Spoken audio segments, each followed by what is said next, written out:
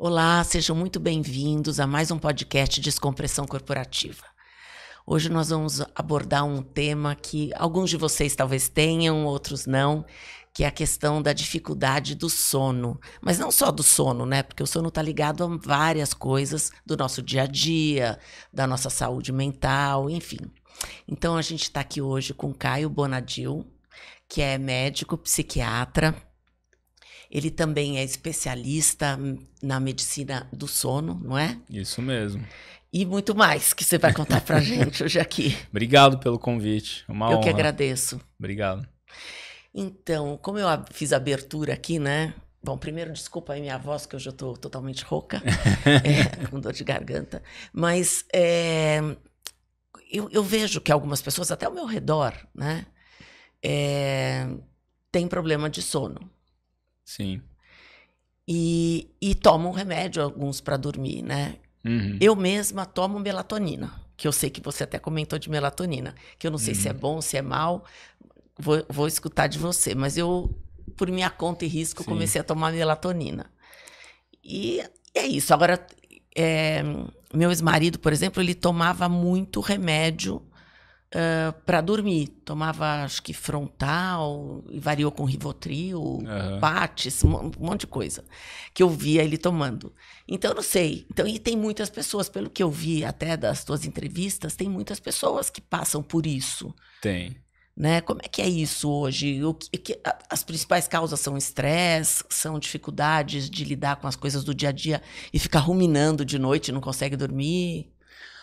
É muito comum problema para dormir, tá? Isso não é novo.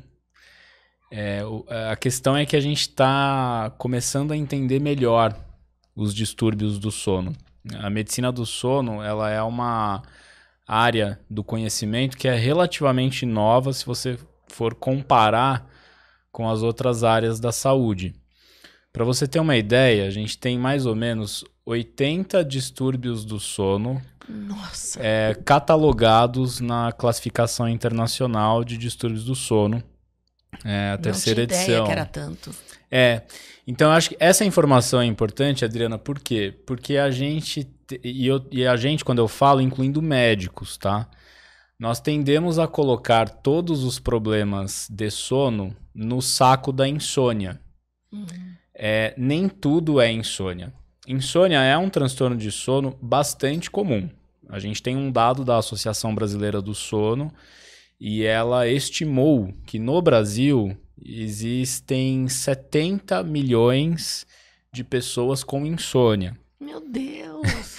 O outro transtorno de sono mais comum, ele se chama apneia obstrutiva do sono, que é um distúrbio respiratório que a pessoa do sono. Ronca.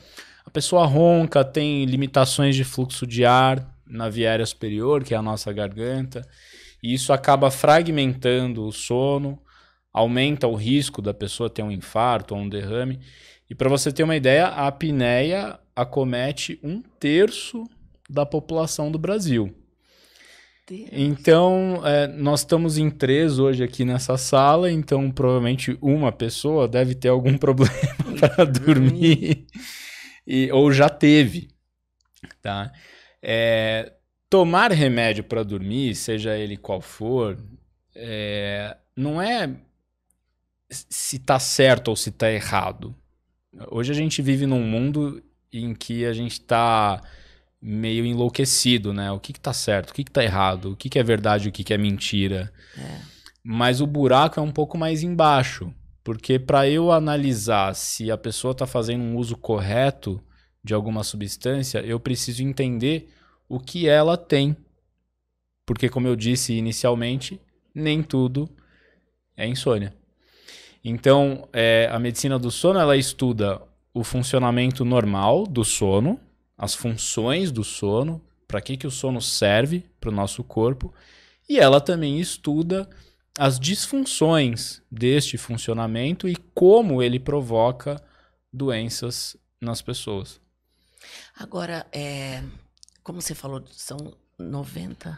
Mais ou menos 80. 80. Assim, disfunções. Essas são variadíssimas, porque tem algumas... Quantas delas são psicológicas? Eu costumo dividir, eu não, né? Porque isso está na classificação. Mas a gente tem grandes blocos de distúrbios de sono. Então, nós temos a insônia crônica e todas as suas variações clínicas, porque afinal de contas ela não se manifesta de uma forma igual em todas as pessoas. A gente tem as hipersonias, que são as pessoas que têm distúrbios em que elas têm muita sonolência e outros fenômenos clínicos. Então, esse é um outro grande grupo das hipersonias, como, por exemplo, narcolepsia. A pessoa tem ataques de sono, que é uma doença neurológica. A pessoa tem ataques de sono ao longo do dia. Isso pode ser potencialmente perigoso. É porque ela pode dormir em qualquer lugar. Exatamente. Nós temos um outro grande bloco, que são os distúrbios de movimento relacionados ao sono. Por exemplo, bruxismo. Ah, sim, sim. Né? Por exemplo, o transtorno de movimento periódico de membros, quando os membros inferiores ficam se mexendo enquanto a pessoa está dormindo, isso fragmenta o sono.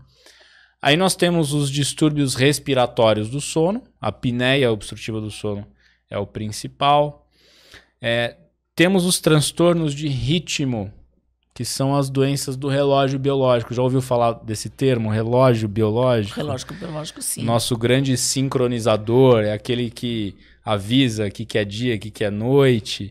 Sim. Então, a gente às vezes quando faz uma viagem para outro lugar e aí você fica com um horário totalmente diferente. Que é o jet lag, que é um tipo de distúrbio de ritmo. Né? A gente tem outras condições, né, que são menos comuns. Então, são vários blocos, né? E aí, de acordo com a classificação e com as manifestações clínicas, a gente consegue caracterizar cada distúrbio de sono. É interessante esse termo, né? Quais são psicológicos e quais não são. Tem uma colega minha que costuma dizer o seguinte: olha, a cabeça está grudada no corpo. Não é porque é psicológico que a gente tem que separar do físico. Uhum. Porque ele acaba gerando uma consequência. Exato. Por exemplo, a insônia. A insônia, tecnicamente, a gente caracteriza como um transtorno neuropsiquiátrico. Como qualquer outro transtorno neuropsiquiátrico, ele não tem necessariamente uma causa. Não tem um exame que eu vou colher na Adriana e que vai falar assim: olha, você tem insônia. Isso não existe. Não existe um exame de imagem, uma tomografia, uma ressonância que eu eventualmente possa fazer em você e vai mostrar lá na imagem que você tem insônia. A insônia é uma doença de causas multifatoriais. Nós temos predisposições genéticas. Então, existem genes lá no nosso DNA que favorecem a pessoa tem ela tem uma maior resistência ao sono, mas nós temos várias outras coisas que são o que de fato vão cronificar a insônia. Então, os gatilhos, né, um problema financeiro, um problema familiar, excesso de trabalho, estresse, falta de limite na comunicação profissional. Então, tudo isso podem ser gatilhos para que uma pessoa tenha uma insônia aguda. Agora, se ela vai ficar crônica ou não, depende de como a pessoa começa a lidar com o próprio sono. Pessoas que têm insônia começam a desenvolver comportamentos que, na verdade, vão contra o tratamento da insônia e não a favor. Como, por exemplo, ficar muito tempo no quarto sem efetivamente estar dormindo. É a pessoa que tenta dormir, que tenta controlar o sono. Tá no celular, tá vendo televisão. Maus hábitos de sono, né? Hiperestímulos noturnos. Então não é uma causa, não é um exame. Mas para simplificar a nossa discussão, sim, eu acho que a gente pode afirmar que a insônia é um distúrbio psicológico, mas com consequências seríssimas, se não tratadas, para a saúde metabólica, a saúde cardiovascular, a saúde cognitiva e a saúde mental. Quando a gente fala, às vezes, de psicológico, é como a pessoa está lidando emocionalmente com alguns fatos da vida. E aí ela desencadeia. Agora, tem coisas, por exemplo, quando você fala de apneia, ela não é psicológica, ela é uma coisa... É um problema mecânico. É muito mais fácil de você entender exatamente. a apneia do que a insônia. Exatamente. Até a segunda página, porque eu explico a apneia do sono todo santo dia no meu consultório, para os pacientes e para os meus colegas médicos, e mesmo assim, muita gente tem dificuldade de entender. Porque o sono tem uma característica muito peculiar, né? O sono, ele não é ausência de consciência. Ele é um outro estado de consciência. E durante o sono, é claro que a interação com o ambiente não é a mesma da vigília. Então eu estou aqui com você, eu estou conectado com você, eu estou interagindo com você, empatizando com você, mas no sono isso acontece de outras formas. E quando a gente acorda, a maioria das coisas que acontece durante o sono, a gente sequer se lembra. Então é muito difícil você explicar para uma pessoa uma doença que o mecanismo acontece durante um período que você não tem ideia do que está acontecendo. Então existe muita dificuldade em entender até a apneia do sono. É aquela coisa do crer, né? Nossa, mas será que esse ronco gera tanto problema assim? Quantas vezes eu já ouvi esse tipo de afirmação? E gera problema, porque uma pessoa que ronca e tem limitação de fluxo de ar à noite, ela tem oscilações de oxigênio no sangue, que é a nossa saturação, e isso gera um processo inflamatório crônico em todos os vasos sanguíneos, em todas as nossas células, e o nosso corpo, para se defender, fica produzindo substâncias inflamatórias que vão danificando no longo prazo a nossa saúde metabólica, a nossa saúde cardiovascular. Então, é muito mais simples você corrigir uma apneia, porque é um problema mecânico e problemas mecânicos são corrigidos mecanicamente.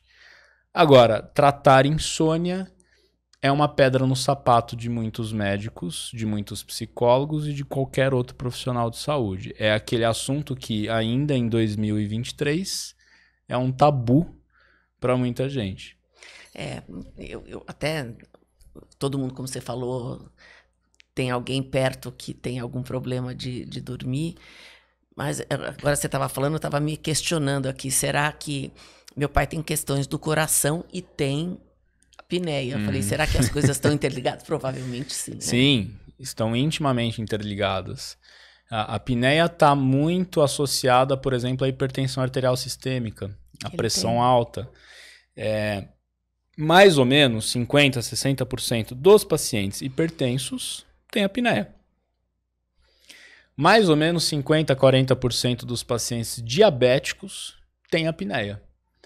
Olha. Então, nesses pacientes que já têm uma doença que foi diagnosticada e está sendo tratada, se esse paciente nunca fez uma polissonografia, que é o exame do sono que diagnostica a apneia, é bom ele fazer. Que é aquele que dorme na clínica e fica sendo monitorado? Isso. O de dormir na clínica é um dos tipos. É o mais comum, é o que todo mundo conhece. Mas hoje em dia é possível fazer em casa de outras formas, né? Você pode fazer em casa ou no laboratório. Agora, se essas pessoas nunca fizeram este exame, é bom fazer, porque a chance é de 50%. Nossa. Elas terem apneia. E quanto mais cedo a gente diagnosticar, mais cedo a gente consegue tratar. E diminuir os efeitos colaterais. Diminui a inflamação, diminui o risco cardiovascular, diminui a chance dela ter um infarto ou um derrame em 10, 15 anos. E isso é fato, isso está mais do que documentado, né? Agora, volto a dizer, muita gente, incluindo os médicos, não creem que isso é importante. Eu, antes de estudar medicina do sono, eu só era psiquiatra. Eu não tinha a menor ideia do quanto o sono é importante para as nossas vidas. Inclusive psiquicamente. Exato. Porque ele tem uma série de funções, inclusive, para para ser mais saudável. Total. Inclusive, na própria terapia e tal, a gente fala muito sobre a questão de entender o sono. Porque o sonho também, né? O sonho. Porque o sonho só diz respeito a nós. Tem muita gente que fala, não, porque tá sonhando, porque tá tendo uma premonição e não sei o quê. Mas ele tá ligado a nós. Não é alguma coisa fora.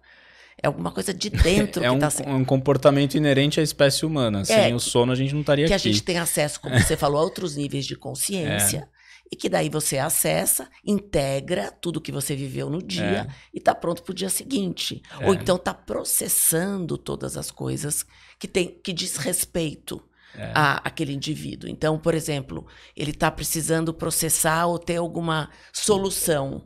Sim. A gente sempre fala, você pode dar uma indução consciente e dormir, e que provavelmente no dia seguinte você vai ter um chamado insight, mas foi processado por outros níveis de consciência. Sim, sim. E eu caí na medicina do sono de paraquedas. Eu não sabia o que eu ia fazer, eu queria dar continuidade aos meus estudos, e conversando com uma professora minha, ela falou, por que você não faz medicina do sono? Eu falei, isso existe. Aí comecei a me informar, prestei a prova, passei. No primeiro mês de residência, eu falei, gente, por que não me ensinaram isso antes? Quantos pacientes eu poderia ter ajudado de uma forma melhor com esse conhecimento que eu estou aprendendo agora? E isso motivou a criação de cursos. Eu comecei a empreender na área de educação médica. E assim, eu comecei a observar, Adriana, pessoas da minha família que tinham problemas de sono há anos. E aí eu comecei a solicitar exame para todo mundo. Eu falei, gente, vocês têm apneia, vocês precisam se tratar. E a gente começa a olhar o cuidado do paciente de uma forma mais integral, e a gente tem outras ferramentas e outras soluções. Sai um pouco daquela coisa que a gente aprende na faculdade de medicina e na psiquiatria, que você está dormindo mal, então toma esse remédio aqui. Essa é uma visão completamente superficial que eu tive na faculdade inteira e na residência inteira. É um pecado, né? Isso deveria... E existem iniciativas do Ministério da Educação, da Associação Brasileira do Sono, da Associação Brasileira de Medicina do Sono, de colocar o sono mais nas graduações, nas residências, porque não tem como a gente ignorar mais isso, né? E quando você coloca, por exemplo, essa questão do sono, durante o dia, quando você não tem um sono muito legal, você fica meio, sei lá... péssimo.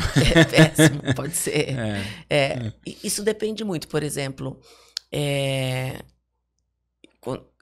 que eu falei desse meu ex-marido, ele dormia muito pouco. Tinha muito poucas horas de sono. Sim. E poucas horas de sono para ele tá maravilhoso. Para mim, eu preciso dormir 7, 8 horas. Sim. Então, o que você explica? Não sei se isso é só individual ou se tem alguma explicação maior para isso. Porque tem um lado positivo. Bom, para mim, que preciso de dormir 7, 8 horas, eu fico pensando, nossa, que delícia o cara que consegue dormir 5 horas. A vida dele é muito mais produtiva que a minha, né? Porque você acorda super 5, 6 horas da manhã, vai fazer ginástica. Eu não. Eu preciso dormir aquelas horas. Então, como é que é isso? Recentemente, não sei se foi ano passado ou se foi esse ano, eu tive acesso a uma reportagem e o exército americano ele está desenvolvendo um soldado, um humanoide que não dorme. Um robô. E aí eu fiquei pensando nisso. Gente, o corpo humano é tão perfeito que se só o tempo determinasse a nossa produtividade, o exército americano não estaria criando um robô para que ele não durma e consiga fazer tudo que ele consegue. Então, assim, o nosso corpo ele é muito perfeito. Dito isso, a necessidade de sono ela é individual e isso é geneticamente programado. Tá? Por isso que uma família normalmente ela dorme mais e outra família normalmente pode dormir menos. É muito comum a gente observar famílias de pessoas muito diurnas, famílias de pessoas muito noturnas, famílias de dormidores curtos, famílias de dormidores longos. Isso é extremamente comum. Verdade. Né? Isso é um fato. Nem todo mundo precisa dormir 8 horas. 8 horas, se não dormir 8 horas, você vai morrer. Isso é mentira. Tem gente que precisa de 6, tem gente que com 5 tá bem, tem gente que precisa de 8, 9, 10. E além disso, o sono ele varia de acordo com a faixa etária. Tá? O sono do recém-nascido, como que geralmente ele se comporta? São vários blocos de sono ao longo das 24 horas, às vezes fica mais agitado no período de escuro, mais sonolento no período de claro, por uma questão óbvia. O sistema nervoso central dessa criança não está completamente desenvolvido e as áreas do cérebro que regulam o sono não estão completamente desenvolvidas. A partir dos 6 meses, a gente começa a observar a consolidação desses centros de sono, que são grupinhos de neurônios, e aí o sono começa a ficar mais consolidado. Na primeira infância, você costuma ter uma necessidade de sono muito maior. Que eles dormem de tarde. De 10, 11 horas, aquele cochilo gostoso à tarde e tal. E aí acorda com uma energia absurda. Na adolescência, aí começam a acontecer as alterações circadianas que são mais, vamos dizer assim, notadas, né? Porque eles são chamados de preguiçosos. Eles dormem mais horas. Dorme muito tarde, acorda às 6 horas da manhã, e aí tá sonolento, não quer ir pra aula. Claro, você tá indo contra a fisiologia do adolescente. Tanto é que hoje em dia, tanto no Brasil, Europa, Estados Unidos, existem várias iniciativas de atrasar em 1 hora o início das aulas no ensino médio, ali no 8º, 9º ano, porque está comprovado que isso aumenta o rendimento acadêmico. Quando a gente chega na fase adulta, isso tende a normalizar e conforme a gente vai envelhecendo, a necessidade de sono diminui e o sono fica mais fragmentado. Então, essas variações que você comentou, né, em relação ao teu ex-marido, a você, isso é normal. Só que aí a pessoa começa a entrar numa noia de falar, putz, mas a vida dele é maravilhosa, ele deve ser muito produtivo porque dorme 5 horas por dia. Bom, eu não sei. A gente tem que analisar aí um outro aspecto, que é o seguinte: o que é produtividade e como que você administra o seu tempo. É verdade. Tem pessoas incrivelmente produtivas que dormem 8, 9 e as pessoas que são completamente inúteis, né, que não produzem, que dormem 4 horas por noite. É verdade. Né? Então, isso é muito relativo. Né? É. E essas variações existem, né? Existem sim. E aí, quando você se conhece, né, você tem um autoconhecimento e percebe o que funciona para você, é muito bom, porque daí tem pessoas que são matinais, onde elas acordam e tem que usar a melhor parte do cérebro delas naquela hora, e você tem pessoas que não, que elas podem usar o cérebro na parte da tarde, à noite, que o cérebro está bem ativado. Sim, sim. Os mais noturnos, por exemplo, eles têm um rendimento maior, uma produtividade maior no período da tarde e início da noite. As pessoas diurnas, 5:30 da tarde, já estão pedindo arrego, porque já foi. Né? Você começa a entrar num período de escuro, de maior relaxamento, de maior desconexão. E é tão lindo isso, porque isso é perfeitamente adaptável. Eu sou noturno, vou ser noturno pro resto da minha vida? Não necessariamente, porque depende muito de fatores externos. Aonde você mora, qual que é a incidência de luz daquele local, como é que é a tua rotina, os horários que você come, os horários que você faz atividade física, como que você controla seus estímulos noturnos. Eu, por exemplo, nos últimos 2, 3 anos, tenho passado por uma mudança pessoal de hábitos, de estilo de vida, em que eu tô ficando cada vez mais diurno. Eu não era assim. Também. Isso é perfeitamente aceitável. Não tá sendo estranho para mim, tá me fazendo bem, minha vida tá funcionando dessa forma. Agora, para que eu conseguisse essa conquista, né? Não sei, para mim tá sendo uma vitória. Eu precisei mudar muita coisa. Precisei abrir mão de muita coisa.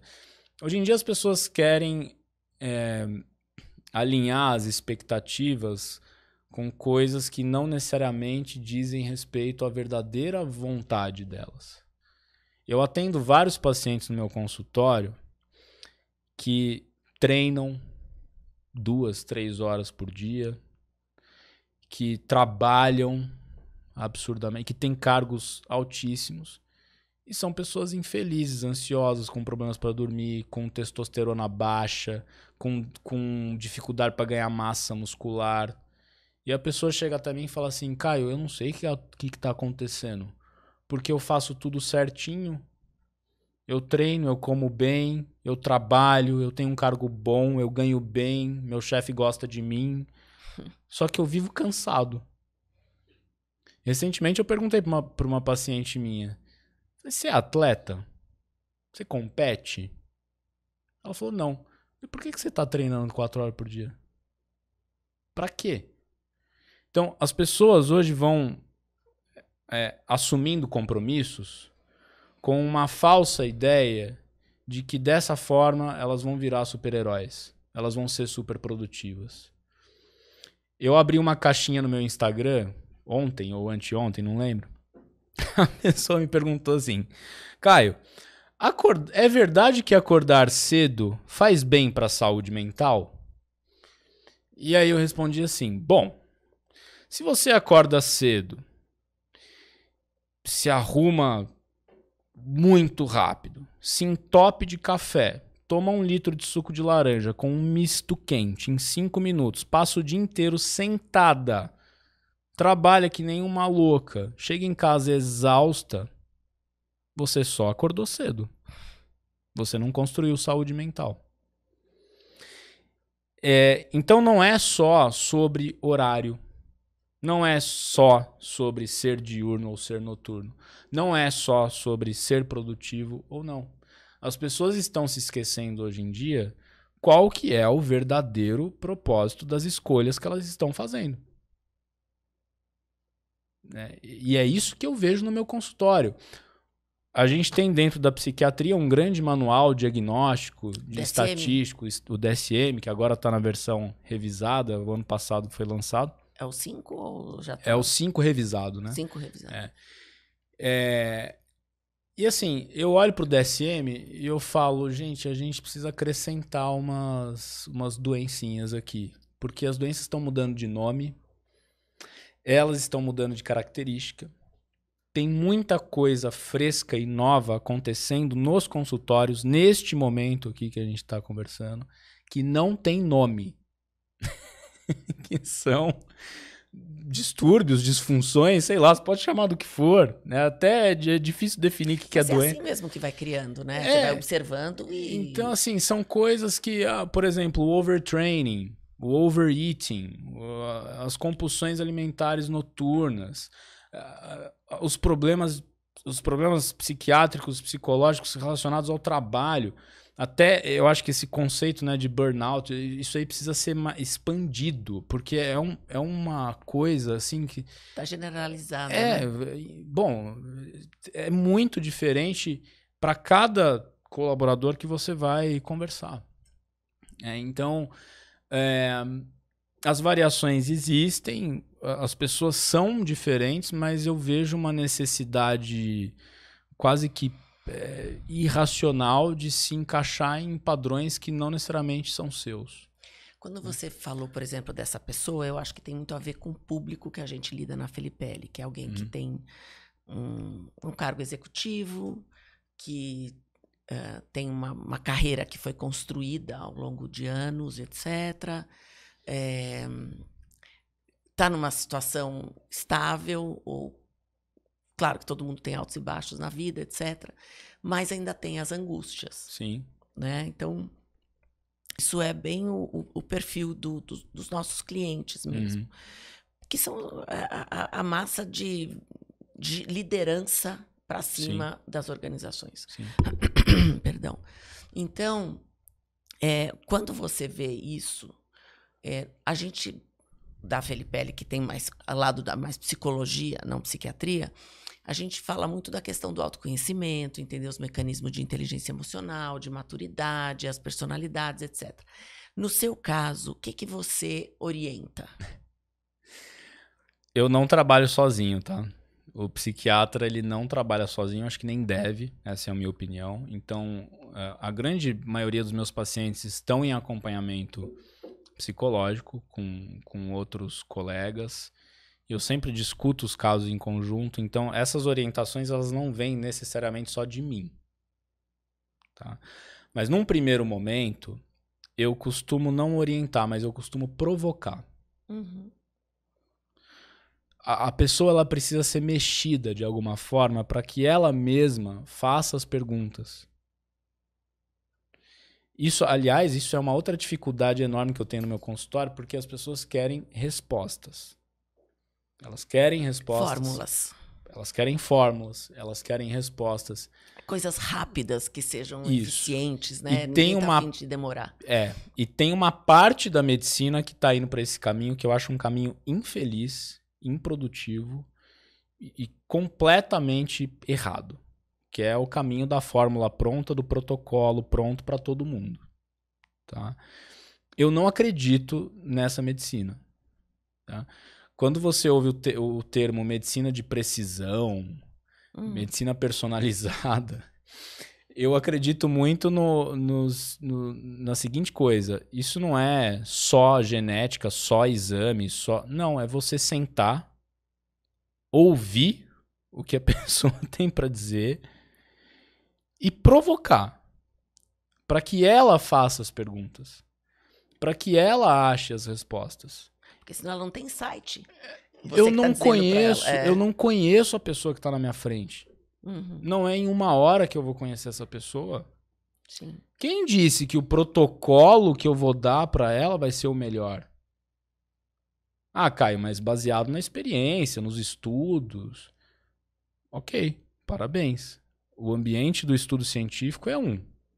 O ambiente da prática clínica é outro. O estudo, o protocolo, o guideline, seja lá o que for, eles servem de guia. Só que você não precisa obedecer o guia o tempo inteiro. Porque a gente sabe ali que no tete-a-tete, a guerra é outra. Sim. Tá? Então eu costumo provocar. Quando eu falo de autoconhecimento, eu pergunto sobre uma coisa prática que eu acabei de falar para você. A pessoa treina 2, 3 horas por dia. Eu perguntei, mas você é atleta? Onde você compete? Porque assim, quem treina de 2 a 3 horas por dia para mais, ou é atleta, ou você tá competindo, né? O cara coloca lá no LinkedIn que é triatleta, ele tá competindo. Sim. Não tem outra explicação, né? Então, pelo amor de Deus, não sou contra. Não, né? sim. Eu adoro, aliás. Eu acho super. Adoro ciclismo, corrida, natação. Não compito, mas eu admiro muito, eu acho muito bacana. Acompanho vários conteúdos sobre isso. Mas tem que ser coerente com o teu corpo, com as tuas necessidades. Né? E então eu costumo provocar. Às vezes também é pra... A gente vê muito isso pra beleza. Pra beleza. Pra expectativas em relação ao tratamento. As pessoas chegam até mim, Adriano, e falam assim: Caio, você é a última esperança que eu tenho, porque eu já passei por 16 médicos, neurologista, psiquiatra, nutrólogo, e ninguém resolveu o meu sono, e você é a minha última esperança. Eu falo, meu amigo, pera lá, eu não sou tão bom assim quanto você está pensando. Eu posso te ajudar a procurar as perguntas certas e você vai achar as respostas certas. Nós vamos construir isso juntos. Não é algo top-down. Não pode ser top-down. Construção de saúde mental não pode ser top-down. Você tem que provocar o paciente no sentido dele encontrar, que é uma expressão que uma colega minha psiquiatra utiliza, que eu gosto bastante. O paciente tem que encontrar soluções ativas de saúde. Construção de saúde mental não acontece injetando soro. Sim. É basicamente isso que eu oriento. E muitos saem frustrados, muitos não voltam. A maioria está voltando, porque meu consultório está dando muito certo. Mas é difícil. Sim. É doloroso. É doloroso. É que a gente... na neurociência, a gente sabe que cada cérebro é um cérebro. E que eles têm a estrutura. Eu, quando eu dou opinião para o outro, eu estou partindo do meu cérebro para dar opinião para um outro cérebro. Então eu tenho que perguntar para eu entender o que aquele cérebro pensa e não o que o meu está pensando sobre ele. Exatamente. A tua fala foi perfeita. Agora, é um trabalho muito... tem que ter muita paciência para ser psiquiatra. Muita. Né? E aí eu acho que a gente pode discutir, por exemplo, como os médicos estão se cuidando. Né? Eu acho que eu não conseguiria ser psiquiatra se eu não me cuidasse do jeito que eu estou me cuidando hoje. Então, eu faço análise faz 15 anos, análise pessoal. Né? Eu me exercito, eu me alimento bem, mas sem radicalismos. Né? Então, eu tenho encontrado o meu caminho e a cada dia que passa eu tenho encontrado esse caminho e eu vejo que ao encontrar o meu caminho, eu sou um psiquiatra melhor. Eu não sou um psiquiatra melhor só porque eu estudo 400 horas por dia, leio 15 artigos científicos por semana. Não é isso. Se tornar um ser humano melhor te torna Exato. um profissional melhor. E porque não dá, eu não posso ser um robô. A medicina ainda no Brasil ela tem um pouco de vantagem porque a gente ainda é muito mais humano, na minha opinião, do que, por exemplo, medicina americana ou europeia. Quantos amigos meus que moram nos Estados Unidos e na Europa falam, Caio, pelo amor de Deus, cara, não dá pra ser atendido por esses caras. A questão cultural é uma coisa mais fria, é muito... Eles têm muito uma coisa, um liability, né? Um compliance para tudo, não sei o quê. Eles não têm esse calor humano da medicina do Brasil. Não tem. Então a gente tem que aproveitar essa qualidade e nos tornarmos seres humanos melhores para entendermos o ser humano que está sentado na minha frente, que não é um protocolo, não é um guideline, não é... Pode ter dado certo no estudo, mas às vezes não dá certo pro cara. Entendeu? E não dá pra ficar insistindo num negócio que não dá certo. Você sabe que você falou esse negócio de ser brasileiro? Tem um casal suíço que é amigo e eles vêm para o Brasil para fazer check-up. Turismo médico. Porque falaram, eu venho para cá porque nós não estamos acostumados. A gente não tá acostumado. Eles são suíços, hein? Mas eles querem fazer aqui. Então. Porque é muito engessado. Eu acredito muito no Brasil. Eu acredito muito. Senão eu já teria ido embora. Então dá pra fazer muita coisa muito boa aqui. Com a medicina que a gente tem uma das melhores do mundo agora. Sim. Temos contrastes absurdos. É inadmissível a medicina no Brasil ter essa quantidade de contraste. Né? Agora, eu acho que a gente, enfim, os médicos parecem que estão, não sei se eles estão sabendo aproveitar esse potencial que a gente tem.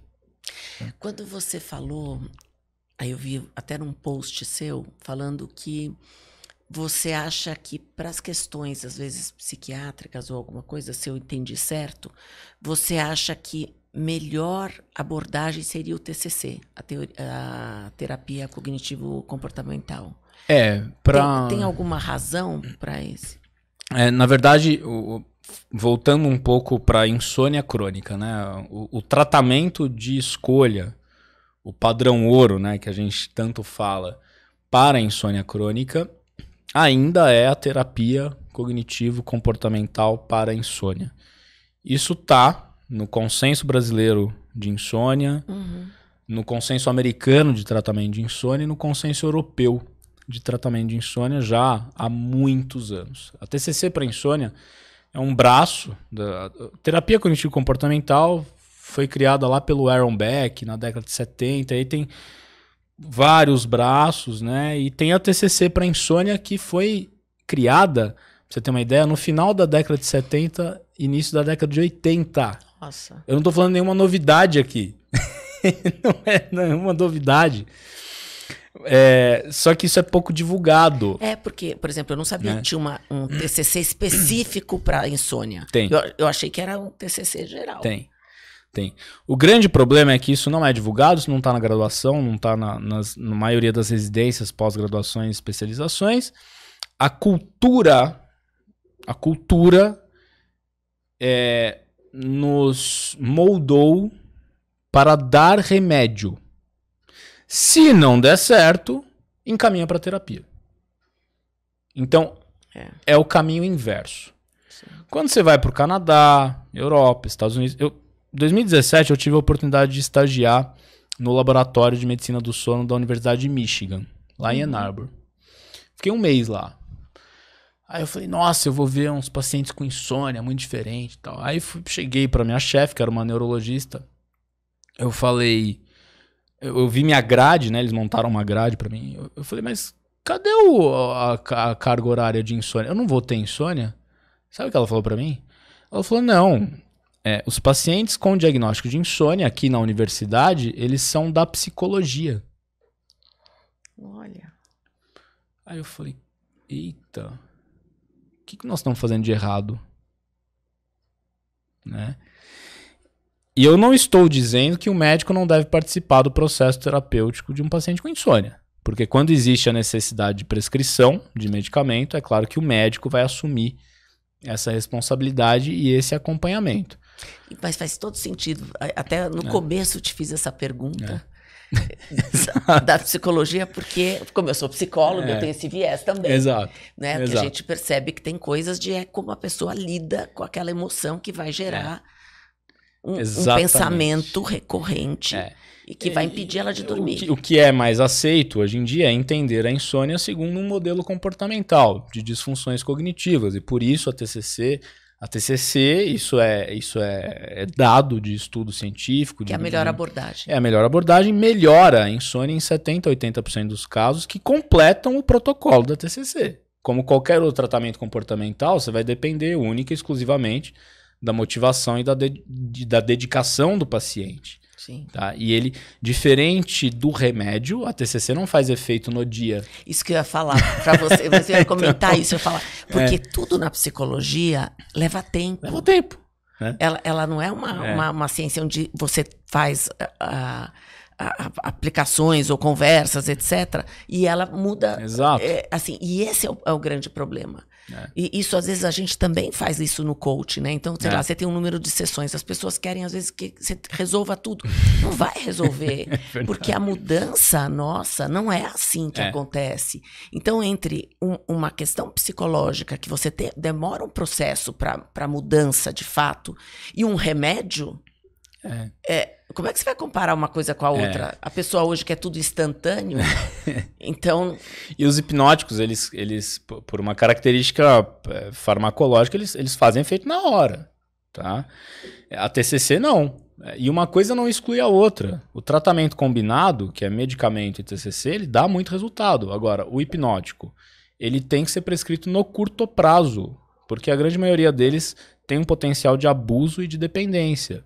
É que no Brasil e nos Estados Unidos também tem um problema seríssimo. A gente prescreve e não faz um planejamento de retirada. Sim, deixa lá. Deixa lá, porque é mais fácil. Né? Quantas vezes eu já ouvi de colega médico, eu tô sem paciência, é melhor eu dar essa receita aqui, porque eu não quero me indispor com o paciente. Então, assim, são questões culturais que estão muito enraizadas e que são muito difíceis. Agora, a TCC... Claro, não é uma panaceia, não é um milagre, não funciona para todo mundo. Existem outras técnicas de psicoterapia focadas na insônia, então terapia de aceitação e compromisso, o próprio mindfulness e todos os fundamentos do mindfulness, né, as terapias baseadas em mindfulness. Agora, deveria ser a primeira tentativa. Né? Claro, personalizando, porque é um conjuntinho de regras ali que você pode adaptar também para os pacientes. Quando a gente fala dessa questão do sono, quer dizer, é melhor a pessoa tomar um remédio e dormir do que ela não dormir para a saúde dela. Então, quando ela não consegue de fato dormir, ainda é melhor isso do que ela se privar desse processo necessário da mente. O que os consensos orientam? Se a pessoa tem um tempo total de sono curto, menor do que 5, 6 horas, o medicamento estaria autorizado. Com um planejamento de retirada e sempre associado a modalidades terapêuticas não farmacológicas. Remédio sozinho não cura e não ensina comportamento. Verdade.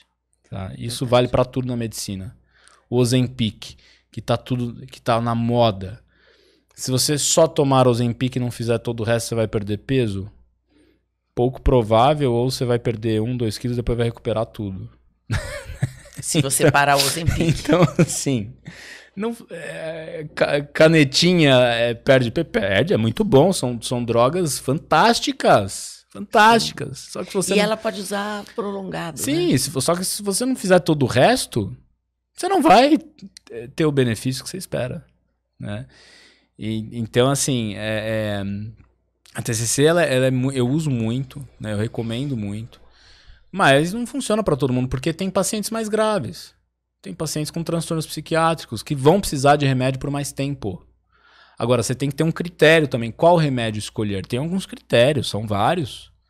Agora, é melhor dormir do que não dormir. Então, na fase aguda, o remédio ele tem um papel importante, ele é seguro e eficaz se utilizado com acompanhamento médico, com planejamento de desprescrição no médio e longo prazo. O que seria esse médio e longo prazo? 1 ano, 2 anos? Em bula, a grande maioria dos hipnóticos que é indicado para o tratamento da insônia, eles falam de 30 a 60 dias. Mais do que isso, você já provoca modificações nos receptores dos nossos neurônios que favorecem o abuso e a dependência química.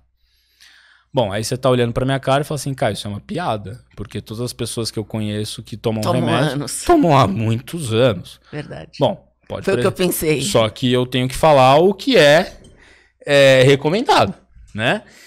Então, a grande maioria das pessoas que chegam até mim, em outros colegas, já estão tomando remédio há muito tempo. Então, muitas vezes, o que você tem que fazer é controlar a fonte de receita daquela pessoa, né? Porque consegue com a avó, com a tia, no contrabando, na farmácia. Virou uma festa, né? Então, você tem que fazer um contrato. Você fala, olha, o problema não é tomar o remédio, o problema é como você está fazendo, né? Vamos controlar essa dose, vamos associar um tratamento comportamental, vamos controlar os diagnósticos psiquiátricos de base, porque se eu não controlo depressão, ansiedade, transtorno bipolar, dependência de outras substâncias, eu não consigo tirar esse remédio para dormir. E tem pacientes que vão demorar mais tempo. Os pacientes mais graves, que têm transtornos psiquiátricos, que aumentam dose de remédio, eles vão demorar mais tempo. Anos, meses para tirar o remédio. Agora, paciente que nunca procurou ajuda na vida, que não tem antecedente psiquiátrico, que nunca utilizou remédio para dormir, você pode perfeitamente começar o tratamento comportamental apenas. Se a pessoa não se adaptar e não der certo, você pode associar um medicamento por 30, 60 dias, depois você tira. Mas as pessoas que já estão há anos têm riscos de afetar o cérebro, inclusive de acelerar processo de Alzheimer ou de demência. Ou de Essa é uma discussão importante. Benzodiazepínicos e drogas Z, que são os dois principais grupos de medicamentos que têm efeito hipnótico, utilizados comumente para dormir. Clonazepam, alprazolam, que tem várias frontal, marcas, né? Frontal, Rivotril, Lexotan, que é o bromazepam, o Valium, que é o diazepam, enfim, alguns que já não estão no mercado, mas estavam, enfim. Isso são benzodiazepínicos. São medicamentos que foram criados na década de 50, 60 para substituir os PATS também não. O PATS é a droga Z, é o Zolpidem. Zolpidem. Né? É o que veio a substituir o benzodiazepínico com a grande promessa que não dava dependência química. Mas dá. Então, a classe médica acreditou nessa grande história e no primeiro ano de mercado, o Zolpidem, ele veio ao mercado em 1988. Foi criado por uma empresa, uma indústria francesa. Foi lançado em 1988 com essa promessa de que não dá dependência química, pouquíssimo efeito colateral. Agora, na prática, a gente viu que não é bem assim. Uhum. Né?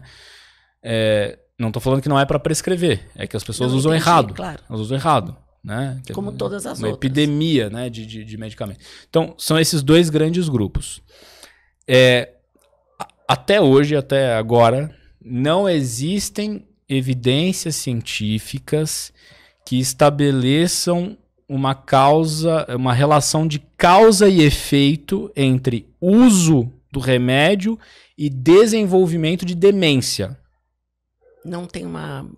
Causa e efeito é muito ousado ainda Tá. pra gente bater o martelo. Agora, existe uma associação muito forte, tá? Algumas pessoas que desenvolveram a doença usavam esses medicamentos. Exato. Agora, causa e efeito, eu acho que a gente nunca vai ter essa resposta, porque transtornos neurodegenerativos, as demências, né, as mais comuns, né? Alzheimer, demência vascular, enfim, são vários fatores para uma pessoa chegar até lá, né? E às vezes é muito difícil. Bom, a pessoa ficou com Alzheimer porque ela usou muito tempo o remédio para dormir, ou será que ela foi desenvolvendo o Alzheimer e o próprio Alzheimer provocou alterações que criaram essa necessidade de usar um remédio para dormir porque o sono foi ficando fragmentado?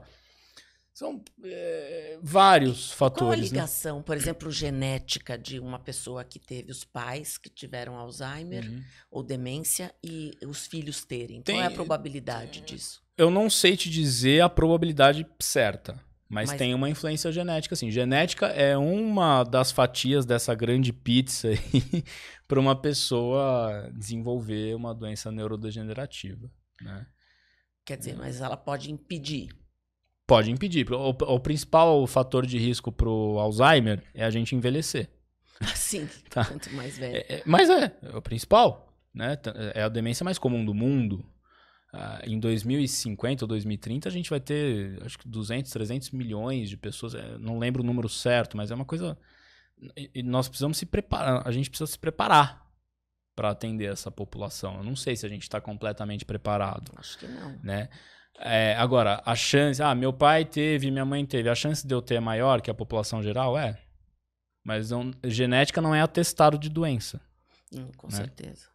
Mas a chance é alta. Até, por um lado, né, como os meus pais não tiveram, eu fico falando, bom, será que...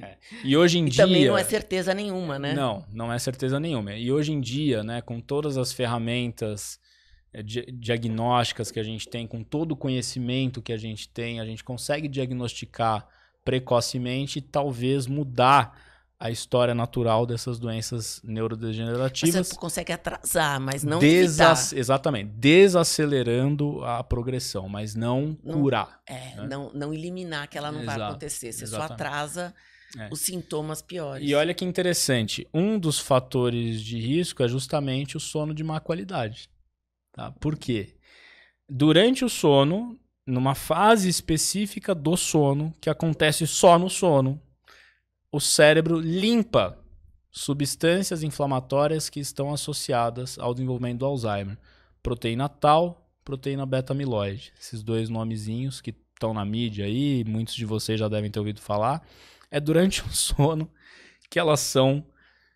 A gente tem um sistema de lixeiras no cérebro que funciona durante o sono que limpam essas substâncias inflamatórias. Então existe uma evidência cada vez mais forte de que privação de sono de má qualidade, é um dos fatores para o desenvolvimento de demências. Eu tenho uma curiosidade, que é a seguinte, né? A gente ouve dizer que, por exemplo, a Espanha ainda tem a siesta.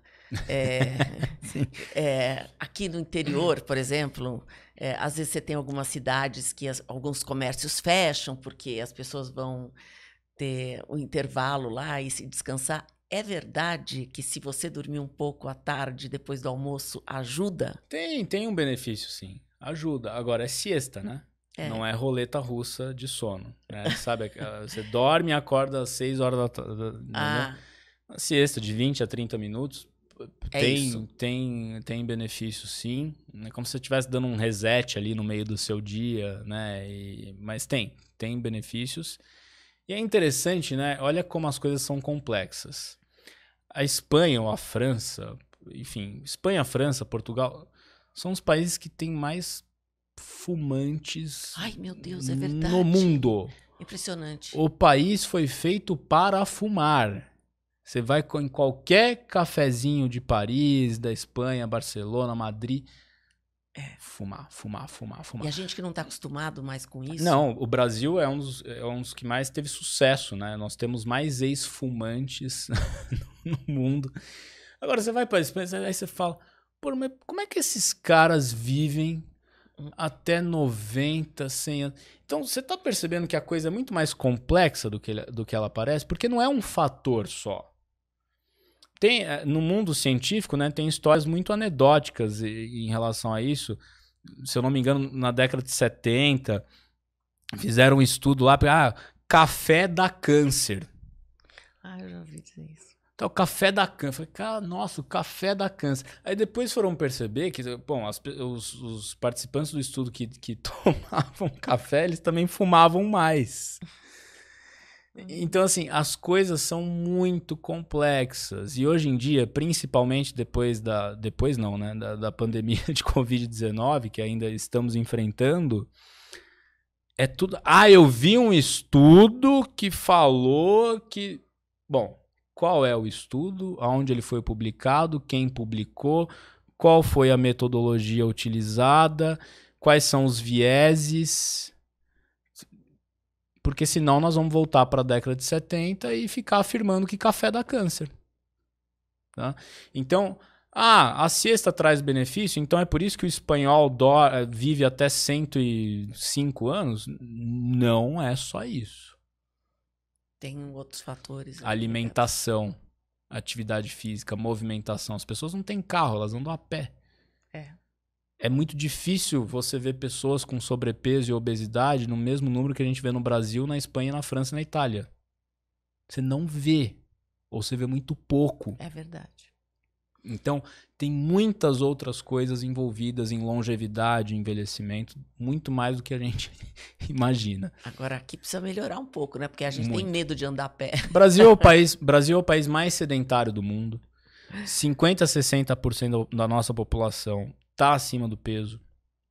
O consumo de alimentos ultraprocessados é altíssimo. O consumo de açúcar é altíssimo.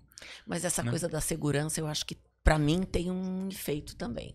Porque você quer andar num lugar... Claro, mas claro. Mas, como é que você não vai tem andar? Você não tem condição de andar. Não tem a menor dúvida. Não tem a menor dúvida. O Caio de hoje mora num bairro bom, relativamente seguro, e meu consultório está a 3 quadras de mim. Mas o Caio é a população brasileira? Não. Eu sou um privilegiado nesse país. Eu reconheço que eu tô cheio de privilégios, mas eu sei que muitas pessoas que eu atendo, e a grande maioria da população do Brasil, não tem as oportunidades que eu tenho. Hoje eu ando mais. Mas se você fizesse essa entrevista comigo há 3, 4 anos, eu tava pegando 3, 4 horas de trânsito. Eu passava a maior parte do meu dia sentado. Eu tava acima do peso. Então, assim, foram coisas que eu fui colocando na balança, literalmente. Eu falei, cara, ou você muda, ou sinto muito, você vai morrer mais cedo. Olha, uma delícia aprender aqui com você. Queria que você deixasse assim uma última mensagem para as pessoas que estão nos ouvindo, algum conselho, alguma coisa que você possa nos dar, além de tudo que você já contou. Uma bandeira, né, que eu tenho levantado no último ano é a questão do uso indevido de medicamentos para dormir. Tá? A gente tem um problema seríssimo no nosso país com o uso indevido de medicamentos para dormir. Depois da pandemia, esses medicamentos, eles foram vendidos como nunca antes na história. Tá? E essa conta não fecha. Nós não estamos construindo saúde mental ao prescrever tanto remédio para dormir assim para os nossos pacientes, para as pessoas. Tá? Então, antes de tomar alguma coisa por conta própria, isso é um dado interessante de uma empresa que chama Sleep Up, é uma startup de sono. Eles detectaram que 35% das pessoas que têm insônia no Brasil fazem uso de remédio por conta própria. Sequer tem assistência médica. Tá? Então, o problema muitas vezes não é nem efeito colateral. Você comentou da melatonina, por exemplo. O problema nem é o efeito colateral, mas se você tomando uma coisa por conta própria, você não vai saber o teu diagnóstico. Você vai atrasar um diagnóstico. Sim. Quantas pessoas chegam no meu consultório tomando remédio para dormir e no final das contas o problema dela é apneia. Não é insônia. Então, não tomem medicamentos por conta própria antes de ter um diagnóstico ou pelo menos uma hipótese diagnóstica. Uhum. Eu acho que esse é o principal recado. E a melatonina pode tomar ou não? Como qualquer outra substância. Porque dizem que ela é natural, né? Porque o nosso corpo produz melatonina. Se não É. existe nenhuma evidência de que você não produz, você não precisa tomar, tecnicamente. Agora, para além do sono, ela tem outras funções, anti-inflamatórias, antioxidantes. Em situações muito específicas, a gente suplementa, Agora, dentro da medicina do sono... Até porque uma mulher na menopausa precisa. Sim, existem benefícios, né? Agora, precisa de acompanhamento médico, porque o que eu vejo hoje em dia é as pessoas tomando altíssimas doses de melatonina, e isso vai ter um impacto. Metabolismo de glicose, de gordura, assim? impacto na imunidade. Nós produzimos... O que a gente precisa de melatonina como suplementação é em torno de 0,21 miligramas, né? Que é, inclusive, o que foi liberado pela Anvisa recentemente como um suplemento alimentar, e até hoje eu não consegui entender essa liberação como suplemento alimentar, mas enfim, isso é capítulo para uma outra discussão. Agora, as pessoas estão indo para os Estados Unidos trazendo 10 miligramas, 20 miligramas, 30 miligramas, tomam altíssimas... Mas eu nem sabia que tinha 20, 30. Tomam vários comprimidos, né? De 5, de 10. Tá. E essas altas doses vão acabar causando sonolência excessiva diurna, problemas de imunidade, de metabolismo de glicose, de gordura. Porque daí ela dificulta o metabolismo. O mecanismo é extremamente complexo, né? Nós produzimos melatonina para avisar todas as células do corpo que o período de escuro está chegando. Então, à noite diminui sensibilidade à insulina, tem uma série de coisas metabólicas para além do sono e do controle do ritmo circadiano que acontecem, que se você tomar altas doses, você vai ferrar com essa fisiologia, né? E melatonina, dentro da medicina do sono, ela não está indicada para insônia. Melatonina é um agente cronobiológico, né, que a gente chama, e ela é utilizada para tratar aqueles transtornos do relógio biológico. Que eu te falei lá no início. Jet lag é um deles, trabalhador de turno noturno, atraso de fase, avanço de fase. E tem outras situações que ela pode ser utilizada, crianças com autismo, mulheres na menopausa, idosos com doenças neurodegenerativas, pessoas que não toleram medicamentos comuns para insônia, você pode usar. Agora sim, tudo isso precisa de acompanhamento médico, porque se você toma melatonina por conta própria, você vai atrasar um diagnóstico, às vezes é só resolver algum hábito, alguma coisa. Então virou uma festa, né? Que o problema não é efeito colateral, mas sim como as pessoas estão construindo a noção, né, de saúde. Muito bom. Muito obrigada. Obrigado a você, foi ótimo. Tudo isso aqui com a gente. Obrigado. Bom, pessoal, espero que vocês tenham aprendido muita coisa, como eu aprendi aqui também. E até o próximo episódio de Descompressão Corporativa.